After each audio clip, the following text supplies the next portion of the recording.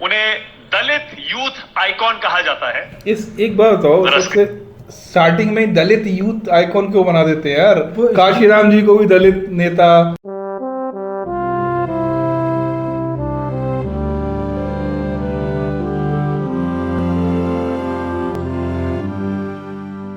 कैसे हो सम्राट हो? सुबह हो चुकी है और मेरी मॉर्निंग वॉक चल रही है। मेरी ज़्यादातर मॉर्निंग वॉक मेरे कमरे में ही चलती है और इवनिंग वॉक बाहर। बस अभी बस है ना, सोच रहा हूँ मैं कि आज दिन भर के क्या क्या काम है, उनको कैसे कैसे निपटाना है। और सबसे ज़्यादा पेंडिंग जो हो रही है ना, वो मेरे सीए की रिपोर्ट हो रही है। मतलब हमारे अकाउंटिंग्स, मैं बिल्कुल भी अच्छा नहीं हूँ अकाउंटिंग में।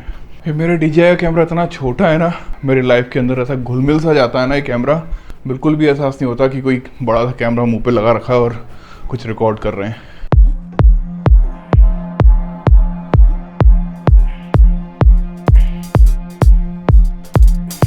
सही में यार, ऐसी चीज़ें देख के ना दिमाग खराब हो जाता है। मतलब जो लोग बोलते हैं ना जातिवाद खत्म हो चुका है, देखिए आप अपनी आंखों से देखिए, ये जो खबर है ना, ये सारे बड़े न्यूज़ चैनल ने कवर किया है। दलित माता पिता पर 23,000 रुपये का जुर्माना इसलिए लगाया गया क्योंकि उनका 2 साल का बेटा, जिसको कुछ भी नहीं पता था, वो मंदिर के भगवान का आशीर्वाद लेने के लिए चला गया। क्यों गया मुझे समझ नहीं आ रहा। कई बार ऐसी फेक न्यूज़ भी आती है, मालूम है आपको? ऐसी कटिंग्स आती हैं, बिल्कुल ऐसा लगता है कि न्यूज़पेपर वालों ने ही छापा है उसको, लेकिन एक्चुअल में वो फेक न्यूज़ होती हैं।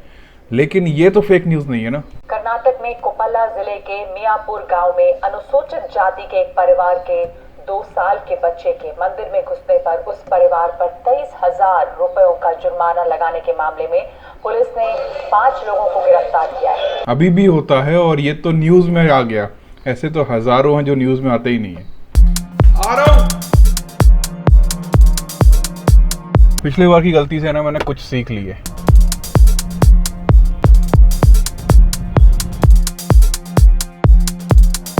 क्या बोला डॉक्टर? गाड़ी में सबसे पहले घुसने से पहले सैनिटाइज करो। क्या है? अब स्ट्रांग हो गई ना? मेरे मुंह पे नहीं करना। चेकअप के हिसाब से कोई दिक्कत नहीं है ना, पहले थी ना। अब अपन डॉक्टर के पास आ गए, लेकिन जो पुराने लोग होते थे ना, वो नजर उतारते थे, फिर वो मिर्ची जलाते थे। वो काम तो हमने शुरू से नहीं करे। मेकअप चल रहा है।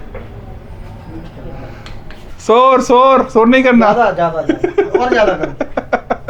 Hello hello hello hello hello, आवाज नहीं आ रही। तो आओ फिर, एक नया वीडियो आया चंद्रशेखर भाई का। फिल्म में एक नया वीडियो आया चंद्रशेखर भाई का, जिसमें जो पत्रकार है वो हमारे बहुजन नेता का मजाक उड़ा रहा है। बोलता है ऐसे ताव करके तो दिखाओ। तो एक बार मूंछों पे ताव देके दिखा दीजिए एक बार। है क्या हम यहाँ पे वो पपेट है जो तुम बोलोगे कि कूद के दिखाओ तो कूद के दिखाएंगे। तो आज हम लोग एक रिएक्शन वीडियो बना रहे हैं फिर से। और सन्नी जो है वो किसी पार्टी से बिलोंग करता है। मैं न्यूट्रल हूँ, मैं किसी पार्टी से नहीं हूँ। मैं भी न्यूट्रल हूँ।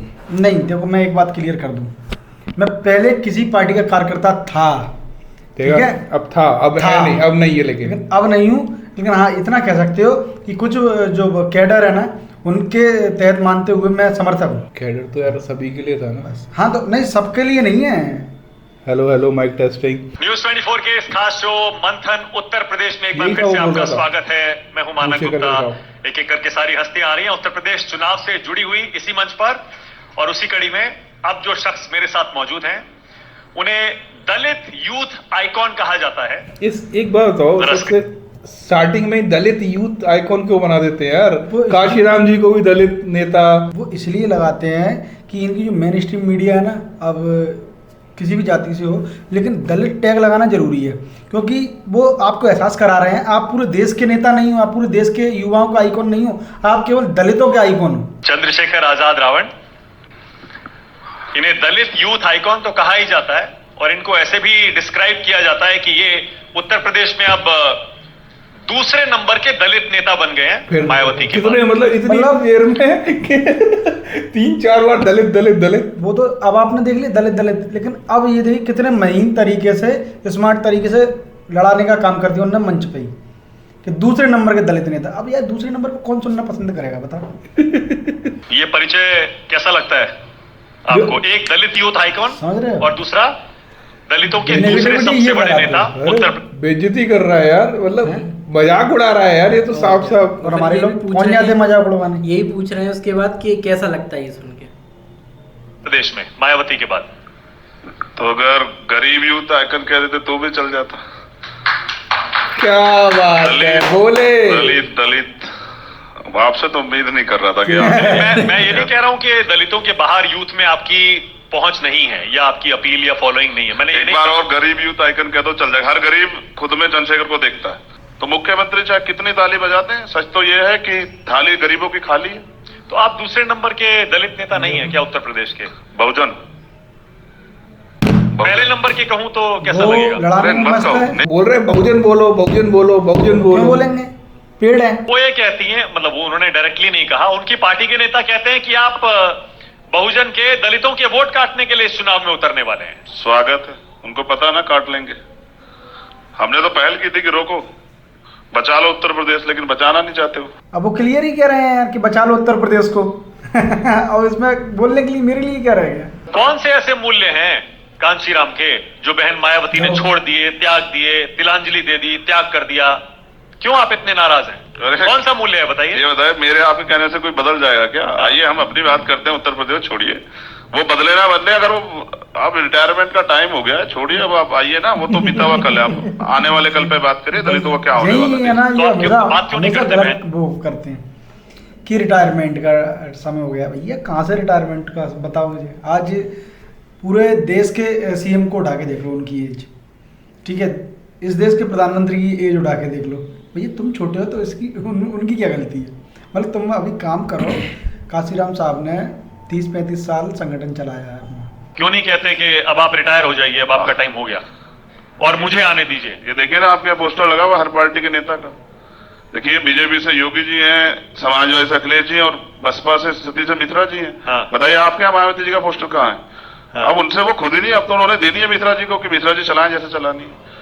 तो मिश्रा जी से आपके यहाँ जो लोग है है ना इस वो बात से जैसे सच में बहुत ज्यादा नाराज है। मतलब पता नहीं, मुझे राजनीति बहुत किस चीज़ से नाराज खराब होती है। राजनीति जो होती है ना, एक बहुत जटिल चीज होती है और बहुत कुछ करना पड़ता है। ये चीज मैं मानता हूँ। लेकिन मैंने ये देखा है कि मुझे बहुत सारे कमेंट आते हैं, भैया मिश्रा जी पे कुछ बोलो, मिश्रा जी पे कुछ बोलो। लेकिन मैं इसलिए नहीं बोलता, क्योंकि मुझे उनकी वो राजनीति जो है वो समझ आती है थोड़ी थोड़ी, और थोड़ी थोड़ी नहीं आती। अब मैं आधी अधूरी बात पे अगर बोलूँगा तो गलत ही होगा ना, इसलिए मैं नहीं बोलता। तो मुझे एक चीज़ समझ में आती है कि इस बात को कोई नहीं नकार सकता कि 2007 में सरकार कब बनी। पूर्ण बहुमत की सरकार वैसे जोड़ तोड़ की बनी जब ब्राह्मण साथ आए। अगर उत्तर प्रदेश में ये तो था नहीं कि दलित सीएम बनी बहन जी, तो कि वो दलितों की सीएम थी। सीएम तो पूरे उत्तर प्रदेश की थी ना, और जिनकी वजह से आप जीते हो तो उनको थोड़ा बहुत तो प्रतिनिधित्व देना पड़ेगा, ठीक है। और ये बात चंद्रशेखर भाई यहाँ पे गलत बोल रहे हैं कि पार्टी के बैनर में सतीश चंद्र मिश्रा लगे। अगर पार्टी के किसी भी बैनर में सतीश चंद्र मिश्रा अकेले हों तो ये बता दें, अगर मेन स्ट्रीम मीडिया वाले अपने स्टूडियो में सतीश चंद्र मिश्रा के बैनर लगाए तो उसमें बहन जी क्या गलती है? कि जिस बीजेपी की सरकार ने आपको एनएसए लगाकर जेल भेजा था साल भर के लिए, आप उसके साथ तो नहीं जाएंगे चुनाव में? बिल्कुल नहीं जाऊंगा, कभी भी? कभी नहीं मरते दम तक? क्योंकि राजनीति संभावनाओं भाई एक काम कर, स्टाम्प मंगाओ, स्टाम्प मंगाओ। रिपोर्टर से ऐसा नहीं खेल रहे, स्टाम्प मंगाओ, अभी रजिस्ट्री करवाओ, अभी साइन करवाओ और सील लगवाओ। गधों की तरह भैया राजनीतिक वो चाबी है कि आपको कसाई से भी गठबंधन करना पड़े, कर लो। ठीक है, बहन जी के साथ अब हो सकता है 2022 के बाद वो सारी पार्टी इधर हुआ जा देखो हालात तो अभी भी ऐसे हैं, आप देख लीजिएगा। भाई बंदे का ना कॉन्फिडेंस मानना पड़ेगा। हालात अभी भी ऐसे हो, 2022 में मतलब पूरी बीएसपी इस तरफ आ जाएगी। नहीं, मुझे ऐसा लग रहा है कि जो न्यूज़ 24 है ये ज़्यादा चलता नहीं है। तो चलता है क्या? है, सुना है क्या नाम मैं तो उसका? पहली बार देख रहा था यार। तो मुझे ऐसा लग रहा है कि उसको थोड़ा सा पॉपुलराइज करने के लिए, ताकि जितने भी बहुजन है, क्योंकि आबादी तो बहुजनों की ज़्यादा है ना, तो देखते भी वही हैं। आबादी बहुजनों की ज़्यादा है और पूरा देश अभी उत्तर प्रदेश में देख रहा है, पूरा देश कि वहाँ की राजनीति में चल क्या रहा है। पर जब लड़ाई एक ही है, बहुजनों की है, दलितों की है, तो फिर साथ तो आ सकते हैं ना। मतलब कह तो विकल्प रहा हूं, खुला है ना। उनसे अगर कह रहा बहन जी हूं। फोन करें, उनसे कह रहा हूं अगर कि बहन जी फोन करें, रावण, चंद्रशेखर, जो भी वो बुलाती हैं आपको, कभी मुलाकात हुई है? आप बताते रहिए, आगे बढ़िए, आगे बढ़िए। कहें कि आ जाओ, मिलना है, आओ चाय पीते हैं, तो जाएंगे या नहीं जाएंगे? जाएंगे ना? बुलाएंगे, चला जाऊंगा। जाएंगे लेकिन ना? एक सत्य है कि आजाद समाज पार्टी को ही चलाऊंगा, उसी का वर्कर बनकर रहूंगा। बुलाएं, कुछ भी करें, गठबंधन नहीं अरे करेंगे। यार, मैंने क्या इससे पहले कितने सारे ओपन लेटर लिखे, सब कुछ वेरी किया। Good, very good. बहन जी ने भी तो बोली थी बाबा साहब का मूवमेंट चलाना है सच्चे दिल से, तो आइए स्वागत है आपका। ये भी तो बोली थी, ये बहन जी नहीं बोली थी उस समय किसी ने नहीं बोली थी। एक चीज मैंने जरूर देखा है, बहुजन नेताओं में ना ईगो बहुत है, सब में है। मतलब अगर उनने कुछ किया तो भाई इधर आ जाओ, हम उधर नहीं आएंगे। सब में है, ये सब में है। लेकिन एक बात मैं बोलूंगा, 2 अप्रैल के बाद जो घटना हुई थी ना, अपने यहाँ सारे नेता आए थे, बहुजन लीडर आए थे। गुजरात के नाम ले दूं? हाँ, जिग्नेश मेवानी जिग्नेश आए थे। मेवानी, मैंने ठीक उनसे है। बोला था इंटरव्यू दे दो, मुझे इंटरव्यू नहीं दिया था। जिग्नेश मेवानी की जो टीम चल रही थी तो आपस में चर्चा कर रहे थे, मैंने सुन ली थी। तो मुझे अच्छा। बोल रहे थे कि मायावती किसी को आगे नहीं बढ़ने देती, मतलब जितने भी लोग हैं ना, अच्छा, हाँ, कहीं ना कहीं टारगेट और बात केवल बसपा और बेंजी की होती है, और तुम्हें पता है और अलग प्लेटफॉर्म होता है। जिग्नेश मेवानी ग्वालियर आए थे ना, फंसा कौन था मालूम है? ये सामने बैठा है जो फोटो वायरल हो गया था मेरा। एक फोटो वायरल हुआ जिसमें जिग्नेश मेवानी खड़े हुए हैं और उनके बगल में ये खड़ा है। अब ये इस पर डाल देंगे। तो बीएसपी वाले बोल रहे तुम वहां कैसे पहुंच गए? नहीं, मेरे घर के बगल में है यार।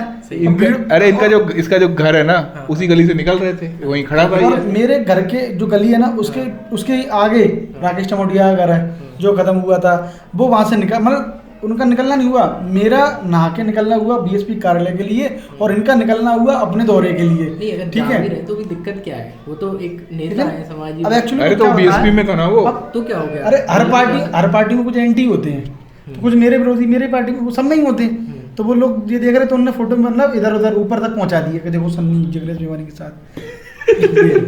मैं बोल रहा हूँ ना, राजनीति बहुत खराब होती है, बच के रहा करो। छोड़ दिए। एक राज की बात और बताता हूँ मैं, कि जब सन्नी का वो फोटो आया था ना फेसबुक पे, तो वो मेरे सामने आया था, तो उस पे ना टैग कर देता है कोई जिसको आपको पता होता है, तो मैंने टैग किया था कि ये सन्नी का फोटो है। उसके बाद वो वायरल हो गया। कंक्लूजन क्या निकलता है, तो ये समझ आता है कि मुझे अंदर से ऐसा फील हो रहा है ना कि जानबूझकर मंचों पे बुलाया कर मायावती जी और इनके बीच में वो सवाल दागे जाते हैं, ताकि कुछ मसाला निकलेगा, लोग देखेंगे, मजाक उड़ाएंगे, हंसी उड़ाएंगे, और क्या बोलते हो, टीआरपी वो इसलिए तो डायरेक्ट करवा ही रहे हैं। एक तो अपने टीआरपी के लिए, और थोड़ा वोटों का ध्रुवीकरण होगा जानबूझ करके, क्योंकि देखो सीधी सी बात है, अभी हाल फिलहाल 2022 तक तो उनको भी पता, चंद्रशेखर भाई भी कितनी बार बोल चुके हैं कि अभी पार्टी यूपी में एक ही है। कोई आ गया, कौन आ गया भाई? तो फिर आज का जो हमारा रिएक्शन वीडियो उसको यहीं खत्म करते हैं, रात भी हो गई है, कुछ ज़्यादा टाइम लग गया। तुम कितने बज गए यार? 7:30 बज रहे हैं। चलो फिर मिलते हैं। Keep supporting. Bye bye bye bye.